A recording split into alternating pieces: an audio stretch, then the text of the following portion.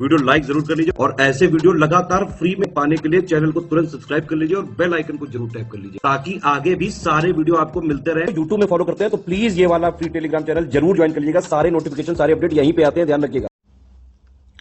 SCS daily quiz के अंदर हम आज 7 फरवरी के क्वेश्चंस को देखेंगे। अगर आपने ये हमारे टेलीग्राम ग्रुप को ज्वाइन अभी तक नहीं किया है तो करके सारे क्विज अटेम्प्ट करिए और हम बिना किसी देरी के आज के क्वेश्चन नंबर 1 से स्टार्ट करेंगे।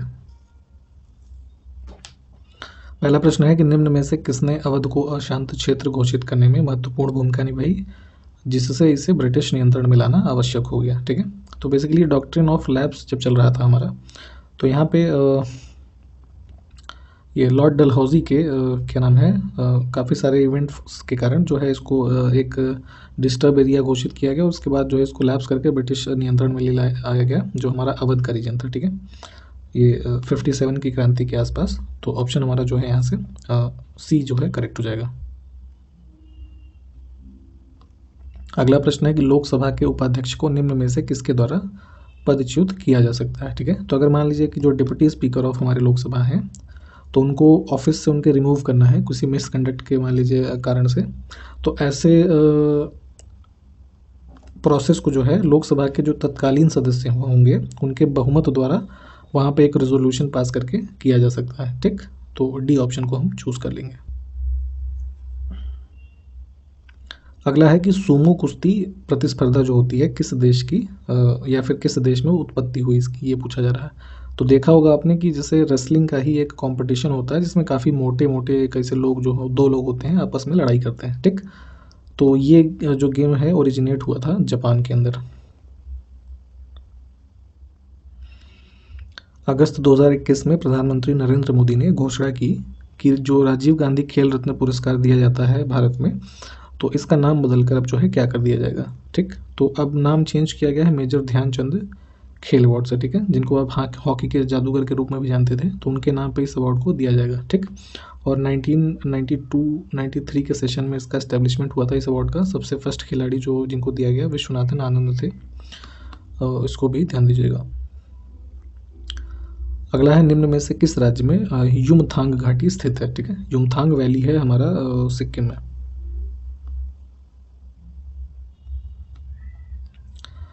6 सितंबर 2021 को इसरो के अध्यक्ष द्वारा की गई घोषणा के अनुसार जो चंद्रयान 2 हमारा लॉन्च हुआ था जुलाई 2019 में, तो इसमें एक ऑर्बिटर था, एक लैंडर था, एक रोवर था। ठीक है, तो लैंडर रोवर तो जो है क्रैश हो गए थे, परंतु ऑर्बिटर जो है वो चंद्रमा की परिक्रमा अभी भी कर रहा है। तो अब ये इस डेट जो यहाँ पे सितंबर 2021 की डेट है, तो इसकी स्थिति के हिसाब से इस ऑर्बिटर ने चंद्रमा की कितनी परिक्रमा जो है वो पूरी कर ली है ना। तो इनकी संख्या थी 9000। ठीक, तो यहाँ से हमारा बी ऑप्शन करेक्ट हो जाएगा। और ये भी ध्यान दें कि अभी घोषणा की गई है कि जो हमारा चंद्रयान 3 मिशन है इसको अगस्त 2022 में लॉन्च किया जाएगा इसरो के द्वारा। नेक्स्ट है कि मानव दृश्य प्रणाली द्वारा अनुभव किए जाने वाले प्रकाश को मापने के विज्ञान जिसको प्रकाश मिति या फोटोमेट्री कहते हैं, तो इसका मूल मात्रक क्या है। ठीक, तो जो फोटोमेट्री की हमारी बेसिकली मूल SI इकाई है उसको मापने की ये होती है कैंडेला। ठीक है, जो ल्यूमिनस इंटेंसिटी है इन सब के लिए यहाँ पे कैंडेला का यूज़ करते हैं। अगला है कि टू लाइव्स पुस्तक के लेखक कौन है। ठीक है, तो ये किताब लिखी गई थी विक्रम सेठ के द्वारा। अगला देखें, निम्न में से कौन सी मेसोपोटामियन भाषा नहीं थी। ठीक है, तो जो मेसोपोटामिया की सभ्यता हुई तो वहाँ पे अकाडियन, एलामाइट, एरोमाइट है ना, ये सब भाषाएं थी। सुमेरियन लैंग्वेज जो थी ये थी आपका जो साउदर्न इराक का रीजन है जहाँ पे बेबीलोनियन सभ्यता मानी जाती है ना, उससे संबंधित थी। तो ऑप्शन हम ए चुन लेंगे। अगला है जनता द्वारा मुद्रा के रूप में अपने पास रखे गए धन और उसके द्वारा बैंक जमा धन के अनुपात को क्या कहते हैं। ठीक है, तो what is the ratio of money held by the public. तो मान लीजिए आपके पास घर में 10 रुपये है, ठीक है, in the form of money, और जो मनी आपने डिपॉजिट कर रखी है बैंक में मान लीजिए 5 रुपये। ठीक है, तो इन दोनों के रेशियो को हम कहते हैं मुद्रा जमा अनुपात यानी कि करेंसी डिपॉजिट रेशियो। अगला देखिए, अंतर्राष्ट्रीय क्रिकेट परिषद जो हमारा ICC है। ठीक है, तो ICC बोर्ड ने खिलाड़ियों के लिए अंतर्राष्ट्रीय क्रिकेट खेलने के लिए न्यूनतम आयु नीति पेश की है और इस नीति के अनुसार कोई भी क्रिकेटर जो होगा उसको विश्व स्तर पर खेलने के लिए कितने साल का मिनिमम जो है वो होना चाहिए। ठीक, तो ये हमारी एज ग्रुप है 15 साल। ठीक, मतलब इंटरनेशनल क्रिकेट खेलना है तो किसी भी टूर्नामेंट में भाग लेना है तो मिनिमम उस प्लेयर को जो है 15 ईयर्स का होना चाहिए।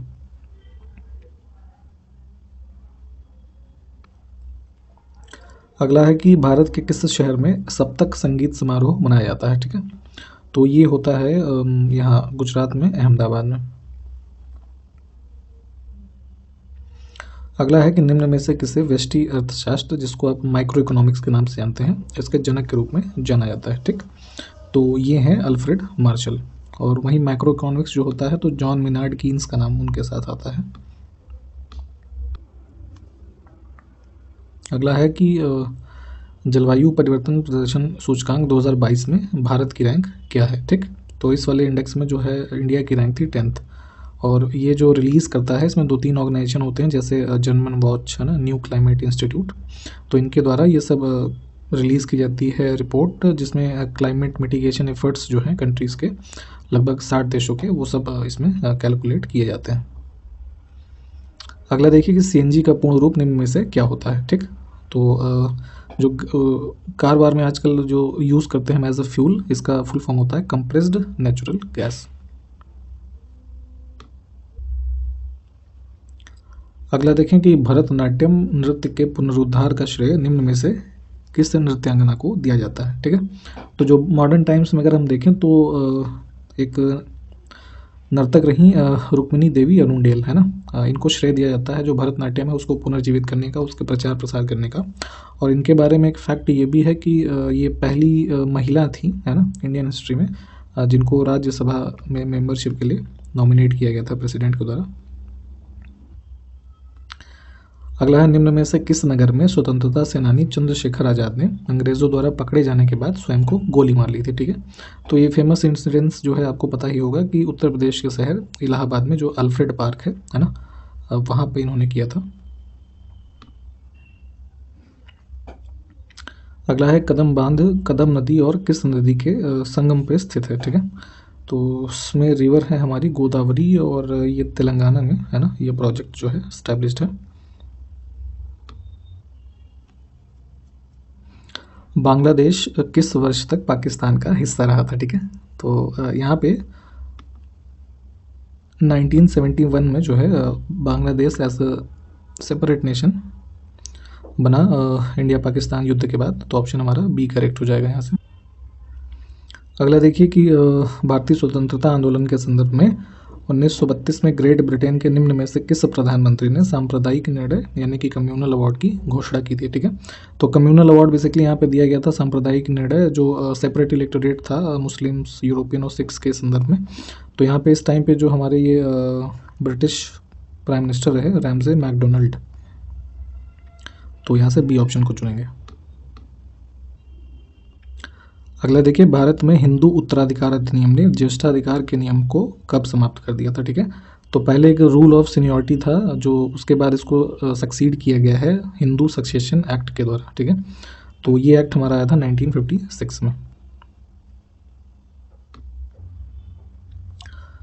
अगला देखें, भारतीय व्यापारियों और उद्योगपतियों द्वारा अपने व्यापारिक हितों को एक साझा मंच पर लाने के लिए भारतीय औद्योगिक और वाणिज्यिक कांग्रेस का गठन किस वर्ष में किया गया था। ठीक है, तो एक ऑर्गेनाइजेशन फॉर्म किया गया था इनके द्वारा, एक Indian industrial and commercial Congress 1920 में। ठीक, जिसमें यहाँ पे लीडर्स रहे जैसे पुरुषोत्तम दास, ठाकुर दास, है ना, और जीडी बिरला, है ना, ये सब लोग जो हैं, जो कि स्ट्रॉन्ग अपोजर थे कॉलोनियल कंट्रोल का जो इंडियन इकोनॉमी पे था। और इन्होंने जो सिविल डिसोबीडियंस मूवमेंट उस टाइम पे हुआ था, इसमें एक्टिवली पार्टिसिपेट भी किया था। तो यहाँ से हमारा जो सी ऑप्शन है ये करेक्ट हो जाएगा। अगला है कि सुतीर्थ मुखर्जी इनमें से किस प्रकार के खिलाड़ी हैं भारतीय। ठीक है, तो ये टेबल टेनिस प्लेयर हैं, ऑप्शन हमारा डी जो है ये करेक्ट हो जाएगा। अगला देखें कि थार के रेगिस्तान की सबसे लंबी नदी निम्न में से कौन सी है। ठीक है, तो जो ग्रेट इंडियन डेजर्ट है, जिसको आप थार डेजर्ट के नाम से जानते हैं, जो इधर गुजरात के रीजन में है, राजस्थान के अंदर। ठीक, तो ये है यहाँ की सबसे जो हमारी लॉन्गेस्ट रिवर है, लूनी, है ना। अगला है निम्न में से कौन सा मंगलुरु स्थित मंदिर भगवान शिव के एक अवतार को समर्पित है। ठीक है, तो ये हमारा जो टेम्पल है बेंगलुरु में, इसका नाम है कादरी मंजुनाथ मंदिर, ठीक, कर्नाटक के अंदर। तो ऑप्शन हमारा बी करेक्ट हो जाएगा। तो प्रश्न है कि निम्न में से कौन सा कथन गलत है, ठीक है। तो यहाँ पे हम गलत वाला देख लेते हैं। पहला स्टेटमेंट ही हमारा गलत है। इसमें लिखा क्या है, लार में सलाइवरी लाइपेज नामक का एक एंजाइम होता है जो स्टार्च को सरल शर्करा में विघटित करता है, ठीक है। तो यहाँ पे सलाइवरी लाइपेज जो लिखा हुआ है, ये लाइपेज नामक एंजाइम नहीं, ये हमारा एमाइलेज होता है, ठीक है,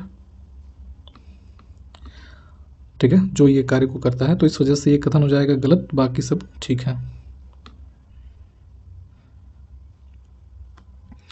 निम्न में से किसने स्वतंत्र अवध वंश की नींव रखी थी, ठीक है। तो जो अवध डायनेस्टी है, इसका फाउंडेशन यहाँ पे किया था सादत खान ने। ऑप्शन हमारा ए जो है ये सही है।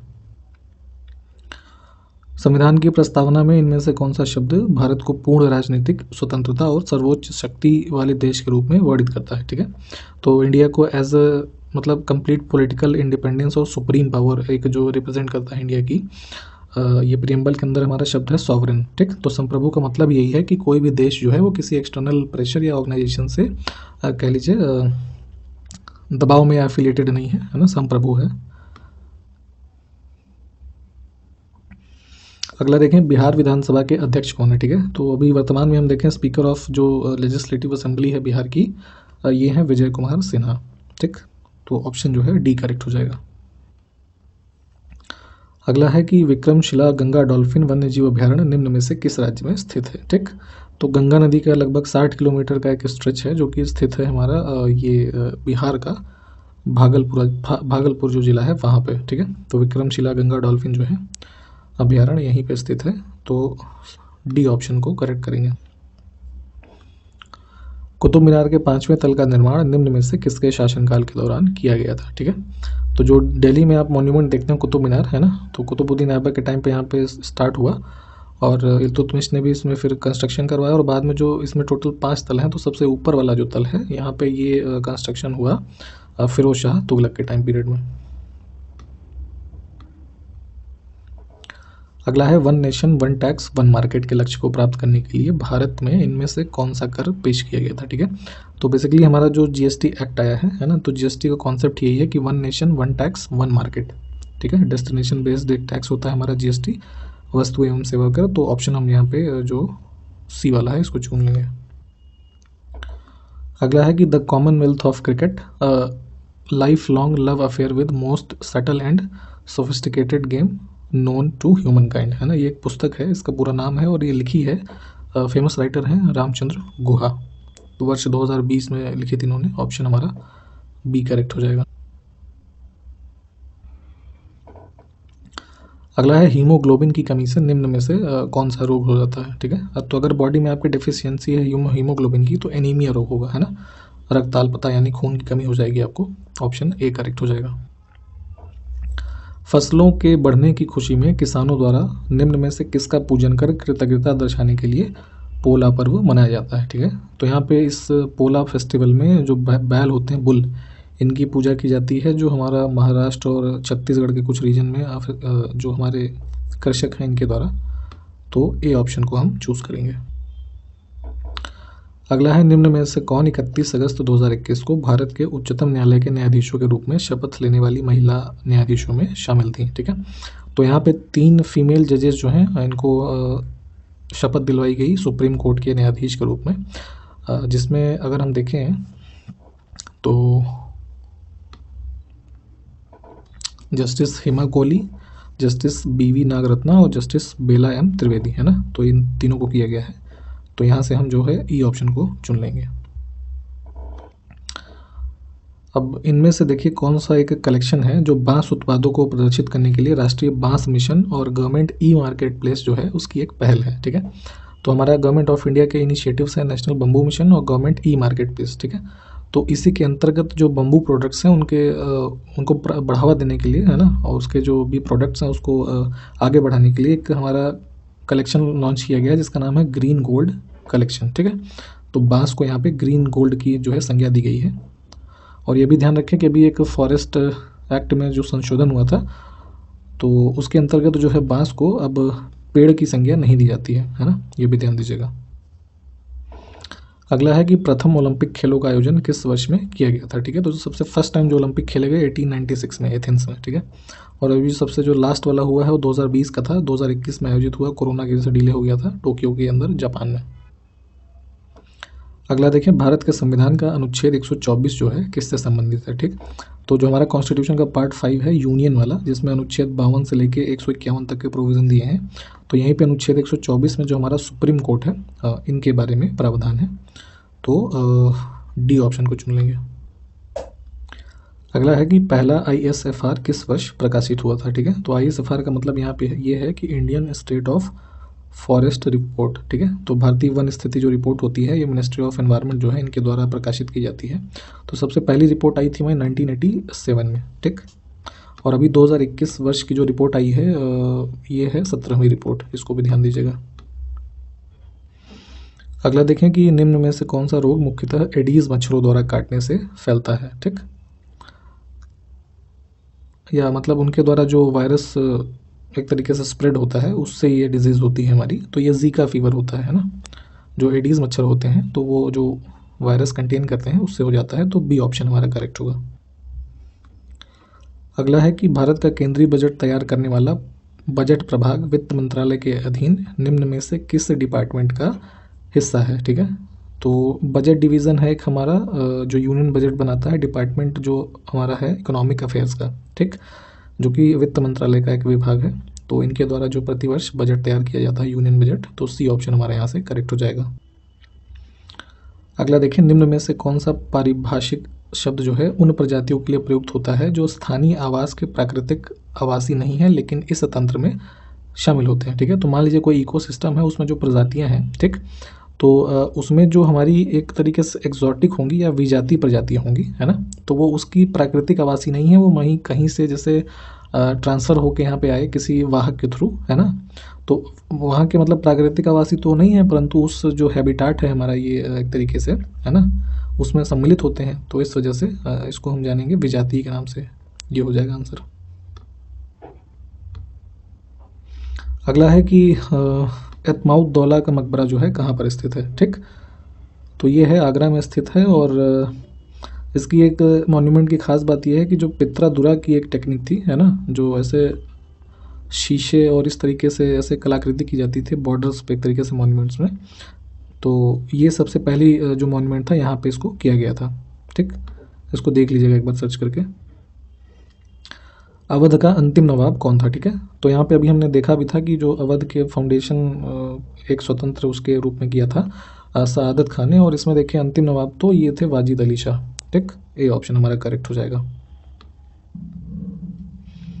अगला है कि निम्न में से कौन सी परिस्थिति कॉफ़ी बागानों को नुकसान पहुंचा सकती है, ठीक है। तो मान लीजिए कोई जैसे कॉफ़ी होती है उसके प्लांटेशन है किसी पर्टिकुलर एरिया में, ठीक, तो इसमें से देखें नुकसान पहुंचने वाली स्थिति यही होगी कि अगर जब दाने उसके पक रहे हों उस समय बारिश हो जाए, ठीक, तो दाने जो है उसमें सड़न हो जाएगी, वो झड़ जाएंगे, तो इस वजह से ऑप्शन हमारे यहाँ से सी जो है ये सही है इस क्वेश्चन में।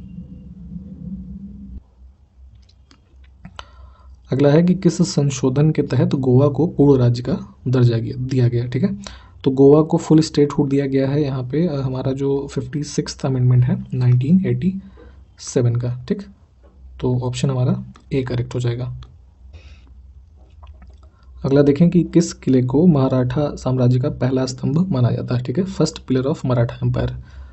तो ये प्रचंडगढ़ का किला है और इसको लगभग 13वीं शताब्दी में बनाया गया था। बाद में इसको जो 17वीं शताब्दी के आसपास जो शिवाजी रहे इन्होंने जीता और इसको प्रचंडगढ़ नाम दिया गया, है ना। साथ ही साथ तोरण भी इसको कहते हैं। तो ये काफ़ी जो मराठा शासक रहे उनके एक तरीके से कह लीजिए रूल का एक केंद्र भी रहा, महाराष्ट्र में स्थित है, तो ऑप्शन हमारा ए करेक्ट हो जाएगा। अगला देखिए, भारत में पूना के मराठा पेशवा बाजीराव द्वितीय और अंग्रेजों के बीच बसई की संधि पर हस्ताक्षर जो है किस वर्ष किए गए थे, ठीक है।